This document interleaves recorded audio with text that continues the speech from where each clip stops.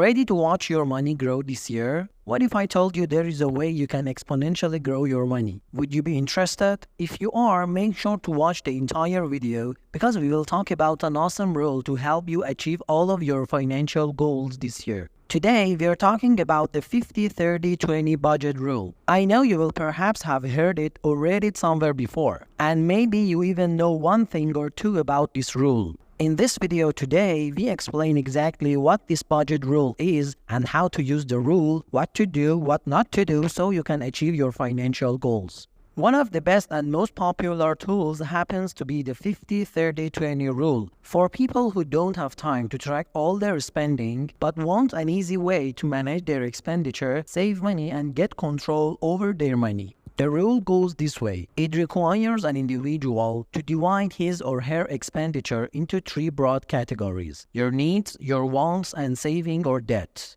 But before we go on with the video, are you a subscriber? If not, please hit the subscribe button and the bell icon to get notified whenever we post. Now let's dive into the video.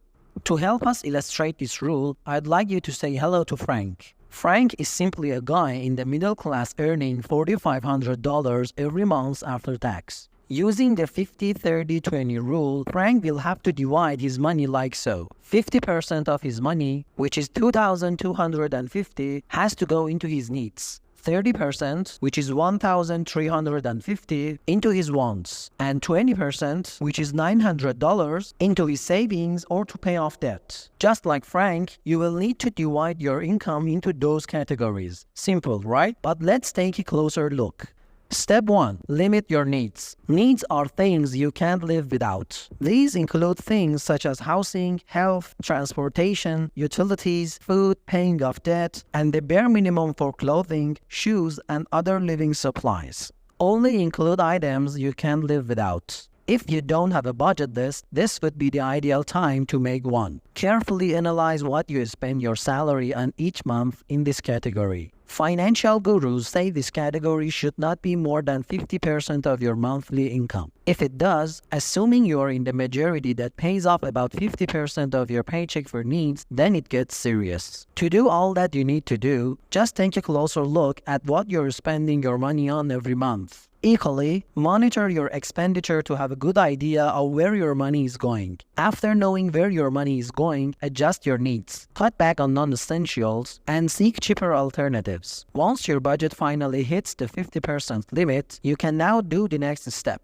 Step 2. Define wants. Now a whole 30% of your paycheck going towards your wants. May sound like a whole lot of money, right? You may be thinking about that nice pair of shoes or that new iPhone that got released the other day. As nice as all those things are, we are not talking about buying your deepest desires. By wants, we mean those expenditures from which you can retreat, but your life would be harder without them. I'm not sure your life will be any harder without that new iPhone. But you might find it hard to communicate without a mobile data plan. This should include things like your internet package, data plans, home cable bills, mechanical, not cosmetic repairs to your car, and so on. I'll bet you understand now. Sometimes it's very challenging to identify wants from needs. However, the general rule of thumb in defining a want is asking yourself if you can live without it. And if you can, then it's most likely a want. Now the final step. Step 3. Save up. The final 20% of your paycheck should go to your savings and paying off debt if you have any. The money can be used as an emergency fund, a deposit for home, for investing, or saving for retirement. If you feel as though that 20% isn't enough, you can transfer more money from your wants list into this account. Now let's discuss the types of debts that should go in the 20% category. The only type of debt that has to go in is that which is above the minimum required. Examples of such include extra credit card payments or extra payments on the mortgage, which will help a person to get out of debt faster. The minimum payments on the debt definitely go to needs. This is because the minimum required payments are compulsory and failure, and that failure to pay them would do a number on your credit status, something you just can't live with it.